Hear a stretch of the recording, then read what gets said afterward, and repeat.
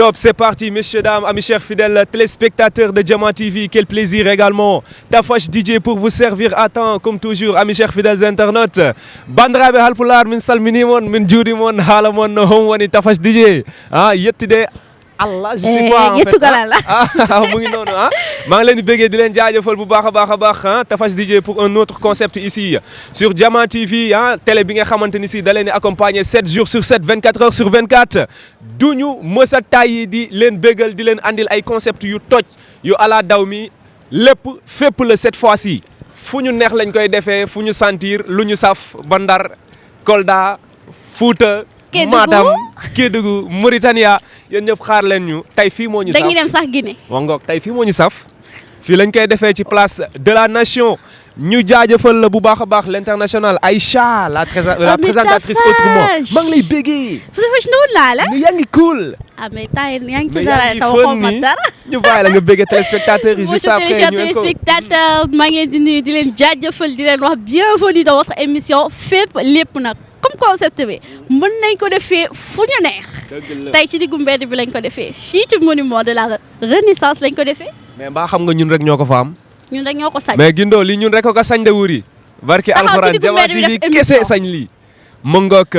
on nous regarde un peu partout dans le monde rawatina fi nga xamante ni si mooy Afrique fële ca Guinée Bissau équatoriale Guinée Conakry ah rawatina fi nga xamante ni si mooy Sénégal Ndakaaru Ndiaye Dial Diop Sangomar Saint-Louis du Sénégal Ziguinchor Matam 14 régions yëpp ñëpp Diamant TV dong la ñuy seetaan yaa woon ne bik marhaba bikum Mauritania ñu ngi leen di jaajëfal bu baax a baax a baax a baax di leen kontaane non non même pas damay suuf rek dégguma naar dégguma pël damay suuf rek lu neex indemo bandiraɓe indemo bandiraɓe mi salmino inde mon yettode mon on jaarama man nag sama pël bi dafa non mais yow yaa ma war a jàngal pël on jaarama donc nga jàng denc ko ci suuf bay balaa ñu ñuy doo ci télé. ay ca mbokki internautes yi ñu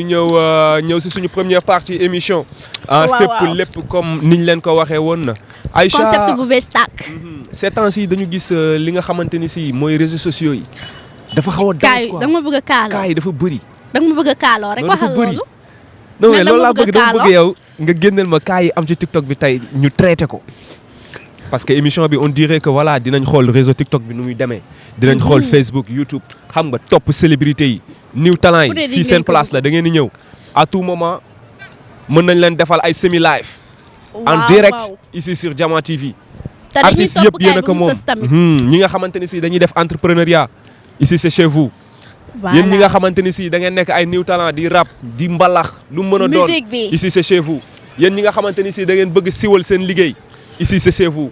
émission bi lépp fépp la lépp li ci gën a neex ak mooy dama wax ñi nga xam ne c'est les entrepreneurs di leen wax ni que plateau bi pour yéen da ngeen borom yéen ñi ngeen xam ne da ngeen di liggéey di entreprendre yow seen magasin seen boutique seen entreprise yu mag nu mu mën ci toll dinañ ko fësal fii ci seen émission mais nag yéen ñii di influenceurs yi duñ leen bàyyi mukk ci ginnaaw ndax lépp loo leen di def nag day leen ñu bàyyi xel de ñun nag la ñuy seetaan te yéen la ñuy topp ndaxte dinañ dem loka ci seen kaay ba mu sës mais nag balaa ñoo commencé ambiance bi tout neex na bien beau mais nag kaaw fàllu bi d'abord damay ñëw mastaw famille bi yëpp di mastaw Sénégal parce que dafa doon loo xam ne Sénégal yëpp dañoo instant seen yaram dafa tàng ci mbir yi donc ñu ngi mastaw bu baax a baax famille Fallou bi mais yow dama lay bàyyi nga introduire ñu ci kaaw Fallou bi nii tey par contre comme niñ ko gisee ni ko ñëpp gisee liñ ko gisee ñaaw na ba fu ñaaw yam par contre si liñ ñu nettali li ñu dégg en fait ñaaw na ba fu ñaaw yam di ñaan yàlla rek comme ni ko ñëpp di ñaanoo di ko sàkkoo en fait ñu libérer ko le plus rapidement possible bu ñu bàyyi partage yi xam nga chaque jour nañuy dugal nañ ko support xam nga voilà su ko defee incha allah balaa yàgg dara rek mais Tafash tey kooku tëdd na déjà 5 ans ñun ñu soog koo yëg ñu soog koo commencé di ko fësal ci réseaux sociaux yi parce que ñun tey 5 ans bi déjà moo ñu njëkk a metti ba pare ñoon ñu ci encore tegal beneen 10 ans encore loolu dafa metti ci koo xam ne tuuma kese lañ ko teg par contre allahu alamu mais Sénégal dafa doy waar par contre dañuy ñaan rek état bi nga xamante ni si ñoo fi nekk état bu bees bi nguur gu bees bi jubal jubbanti la ñu bi ngeen woote ñu ngi noonu alhamdulilah xam naa dañ koy def ñu ngi leen di kontaane bu baax a baax sëñ Fallou ñu ngi koy ñaanal yaa ma gën a xam mu dellu si wàcc ci ay activité am nekkaat ci ay projet am demaat ci ay ameem xam nga liggéey xam nga teral ñi nga xamante ni si dañ yaakaar ci moom parce que ndaw la jàmbaar la macha allah après di wax famille bi yàlla baax na gis nañ taxawaay bi rafet na trop sax tey kontaan nañ ci lool te gis nañ réseaux sociaux yi tam moom la ñuy waxee te di kontaan bu baax a baax surtout ci suñu influenceurs yi ñu ngi wane solidarité ñëpp a ngi ciy jàpp ku ci nekk a ngi wax justice pour Fallou ba gis naa tey am na ñu génnee sax single pour moom donc c'est très important en tout cas ba gis naa tey sa doomu nday du ma wax sama doomu nday damay ne sa doomu nday Adamo mais yow kaawu Adamo temps yi live yi muy live neex na de mais Adamo est-ce que xam nga woo téerisé yow Fatim ñee bu la yeboo daw de ndax de Adamo mu ngi koy live ci dëkk bi mais Aïcha Adamo si boppam maam jëmmu Adamo yow noo ko gisee si réseau yi Adamo d'une part pour moi Tafash avantage réseaux sociaux yi waaye réseaux sociaux yi dama bëgg nga wax ma noo gisee Adamo yow danga ma bëgg a dugal non dugaluma la waxal ak moom bu ko ragal danga ma bëgg a dugal Adamo dama la naw dama la fokk dama la li ngay encourage waaw baax na noo gisee biir Adamo yow si réseau yi Adamo li loo bëgg ma def Adamo li nga jaadu sama ñu tëj non ma ci dëkk bi kan moo lay tëj Adamo dalaa mën a tëj te kan moom daa am taw live nit mais Jama TV lañ nekk Adamo dalaa mën a tëj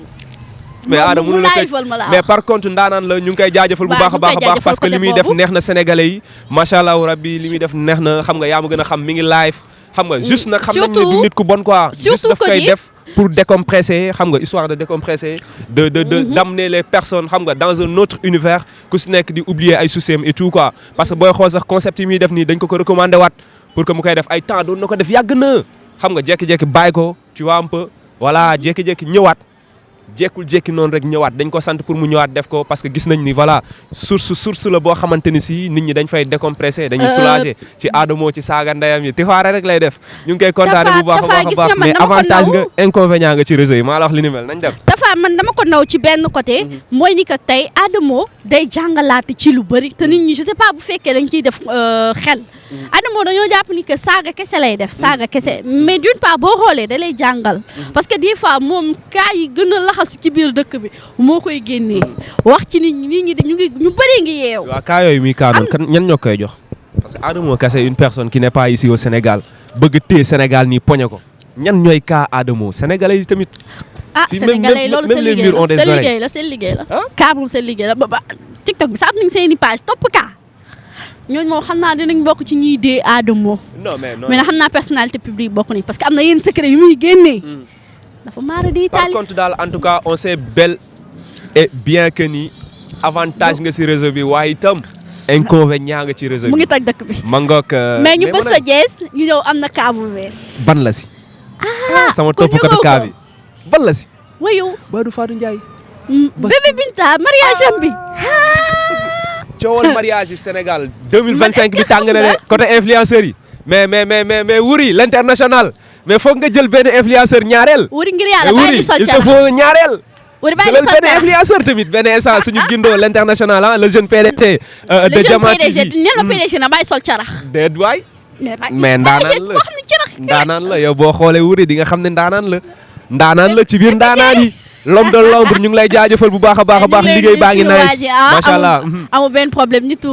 bu baax la wax dëgg fa yàlla mais nag gars yi man bébé Binta mariage am est-ce que xam nga amoon na benn influenceur bu jotoon a génn wax ci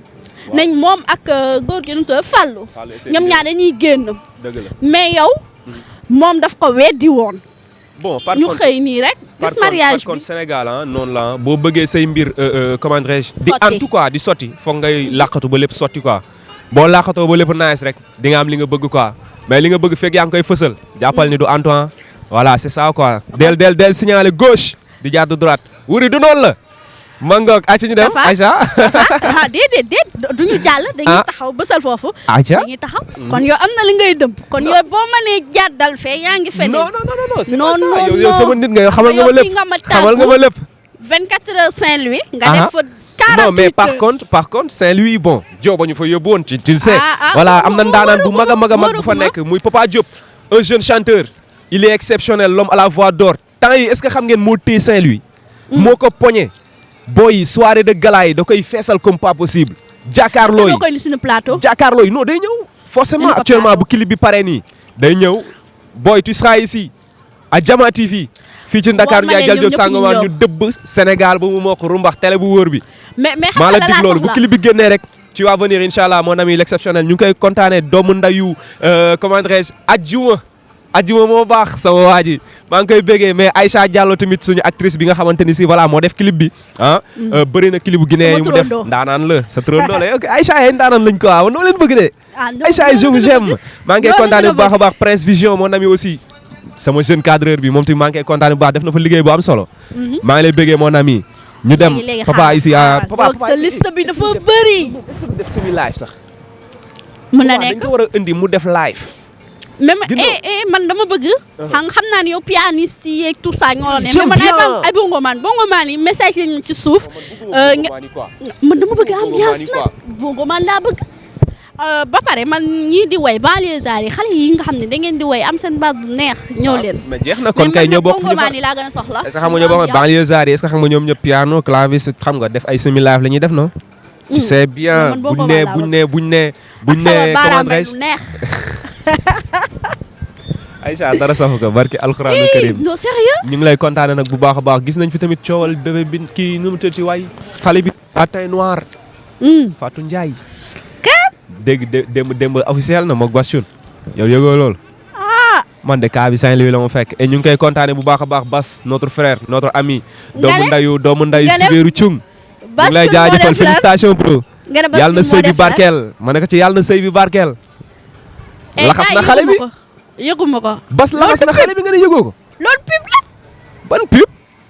de publicité man xaw takk ma na ko lan. non takk na ko démb c'est officiel maintenant ah mais non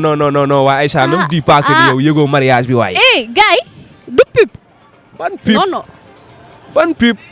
commentaire la ñuy bàyyi ñu tontu série la ah mais non non daa am bandanos benn série la série Ramadan ah man de li ma série gis weeru non koor la non kon. li ma gis moom wax dëgg yàlla mariage la c'est officiel ñëpp félicité nañ ko xam nga yaa ma gën a nëw invité woon nañ ñëpp démb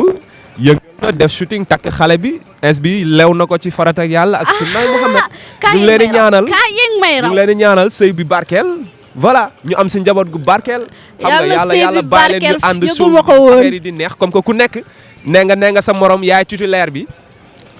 mu ngi noonu on s'en va kon ñii loo ko loo nañ depuis ca ton ba ci sow ba loolu yàgg na kon ñoom li ñu doon suufal noonu dañ ñu doon nax rek ngay signaler gauche jàddu droite boo bëggee mu naay sax looloo fi ne de waaw foofu nga ma jëmee waaye temps yi dang gis nga distance bi nga bàyyi fii wante mais wuuree c'est ma normal. tooñ moom mi ne nañ def distance c'est normal Badou daam fooy jàdd non jàdduma fenn Aïcha jàdduma fenn il faut may xoolaat mais boy restaurant bi ñu jaaxaaloo est-ce que duñu dugg non waaye mooy loolu peut-être prochainement incha allah yaa dinañ ko ko wax mës def émission yaa ko wax parce que y a concept bi am na kaay si sa job aussi mais tey wane sa travail damay bëgg di fàttali ni que tey émission bi mënuñu yem rek di ko def sur une place publique dinañ ko def tey ci seen i restaurant ci seen i bërëb liggéeykaay foo leen ñu mënti invité mën nañ déplacé wu ñëw def ko foofu parce que nee naa leen fësal seen produit tamit ñun ñoo ci mën ñoo ci aay tamit xanaa leer na ba pare nee naa émission bi fépp lépp la foo leen ñu xaaree mën nañ fëlee fu ne dëgg la amul benn point de retour. pourquoi pas à Côte d'Ivoire mais instant bii di TikTok bi laa bëgg a xam. mais wala Facebook wala YouTube bi lan moo koy buzz. mi ngi may woo de sama benn xarit bu nekk Côte d'Ivoire. Côte d'Ivoire war nañ fa mën a dem de. Ivoiriens yi. waaw ñun ñuy seetaan de l'international. wax foofu ñu dem fa de Aïcha. Niki mais Acheke. Niki Kouamé. sama mbokk yi prépare-moi des satcheke. moi et Aïcha beaucoup d'Acheke là on va venir à Côte d'Ivoire. Tu vois, on va venir à Côte d'Ivoire. On va diapiser. You know? Moi je connais les Mon gens cœur à réel. Côte d'Ivoire. I love you Mon so frère est much. là-bas. Mon grand frère. Il est à Côte d'Ivoire. Ah, c'est cool. Si je me trompe pas, il est toujours à Cocody. On aura 2 invitations alors. Allez. Ton grand frère, plus mon ami, mon binôme, Plus Niki mon Kouamé. frère. Peace and love. waaye Ibrahima maa ngi koy nuyu bu baax a baax Ibrahima Sori ak sama yaay ju baax ñi sama yaay nga xamante ne sama copine la man la def wujju nag mais garaaw dama la koy bàyyee time bi ndax lu ma sol mu ne moom lay sol. Voilà. yàlla baax na kon ñun xale yi dañuy mujj di sol ay grand bu bàyyi la. yes ay mais Aïcha nan nga gisee li nga xamante ni si tey mooy insécurité bi nga xamante ni si am na Sénégal parce que ces temps-ci réew mi kanaas na temps bi dafa danse de trop gars yi agression bi métti na bari na. tu vois la fois passée ñu ngi si am benn comment dirais-je cas boo xamante ni si dañ ko romb nii mu métti ñu lool. wallahi Aïcha benn jeune dame ndeysaan mi ngi ëmb. ànd ak ki nga xamante ni si mooy jëkkëram borom këram. ñu ngi balaade di doxantu di dem. imagine Aïcha benn ay jeunes waxambaane yor ay moto yu mag tu vois un peu Aïcha agression bi xale bi dafa romb waa ji dafa romb comment dirais-je dam bi rek këf sac bi heureusement am na benn oto boo xamante ni si mi ngi koy seen oto bi dafa man je sais pas oto bi moo ko tay wala peut-être xam nga tayu ko wala mais booy bi fi muy këfee sac bi ak fi ko oto bi di rentrer benn la sur le champ inna lillahi wa inna ilayhi raji'un kenn ki dafa dee sur le champ booy dee bu ñaaw dafa dee bu ñaaw keneen ki ndeysaan blessé na mais lan moo waral agression en fait lan moo tax xale yi jël yoon bu bon agression du lu baax yàkkamti sa wërsëg la agression ak sàcc ñoo yem yàkkamti sa wërsëg la en fait booy dañu war a delloo si seen xel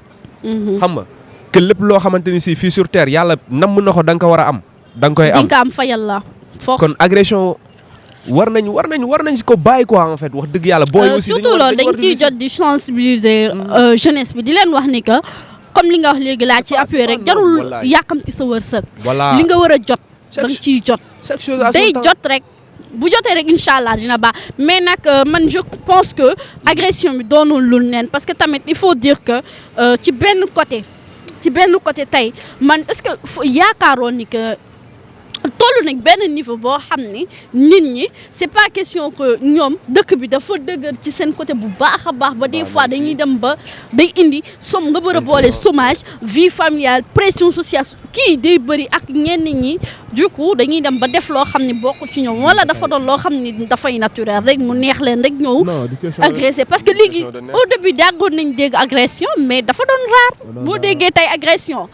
di nga toogal lu yàgg doon mais léegi rey bi ak agressé bi benn la léegi mënuñu ñëw rek këf bu fekkoon dañuy ñëw rek këf li nga yor dem du dara mais dañuy ñëw jël li nga moom ba pare teg ci rey la bala fa parce que on dirait même des fois si agression yi day amaale sacrifice parce que booy des fois ñu si bëri du question am affaire maatay parce que yooyu kenn du ko tey sax nit bu normal bu lucide du tiim moroomu nitam di jël paaka di rendi tiim sa moroomu non loolu mënul nekk en fait jël paaka ni dagg bopp bi nii soit da ngay ñàkk lucide tranquille soit da ngay ñàkk lucide wala lenn mooy xonet dugal la si voilà xam nga réew mi tar na ba fu tarayam suñu parents yi sonn nañu lool des fois nga xëy lekk doo xam fu lekk bi jóge exactement te poche yi vide lay def dara du ci nekk tu vois xaalis am na ci réew mi mais maanaam dafa toogee benn côté quoi tu vois un peu gars yi dañ ko jàll